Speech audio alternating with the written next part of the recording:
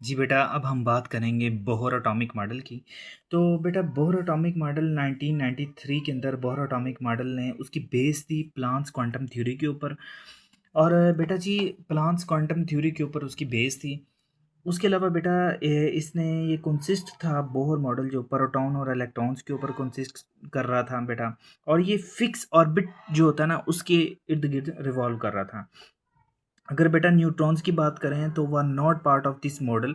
Neutron जो होता है ना वो बेटा इस पार्ट का मॉडल नहीं, सिर्फ प्रोटॉन और इलेक्ट्रॉन ही इस पार्ट के मॉडल थे।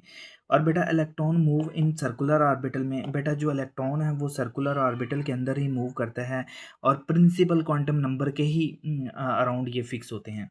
बेटा अगर बात करें एक्विलेंट पोटेंशियल सरफेस होता है इनका बेटा।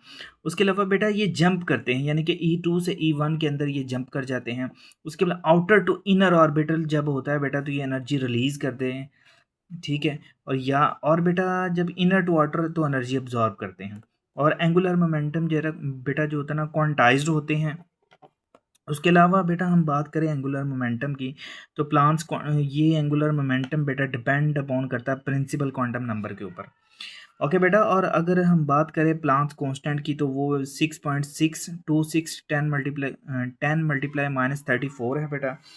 और बेटा अगर हम बात करें हमारे पास एंगुलर मोमेंटम बेटा वो डिपेंड अपॉन करता है अज़ीमुथल क्वांटम नंबर के ऊपर। तो ये आगे बेटा इसका हम सॉल्यूशन हल करते हैं।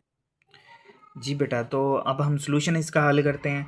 तो हमारे पास बेटा सबसे पहले जो आता है ना L is equal to L+1 और H/2 हो गया। ये इसकी इक्वेशन है बेटा।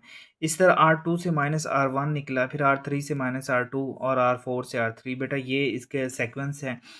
और बेटा रेडियस की बात करें तो वो इन्वर्सली प्रोपोर्शनल होता है स्क्वायर ऑफ द वेलोसिटी के बेटा।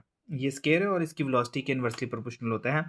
और बेटा इलेक्ट्रॉन जो होते हैं उनमें फास्ट नियर टू न्यूक्लियस होते हैं, फास्ट होते हैं, नियर टू न्यूक्लियस होते हैं बेटा।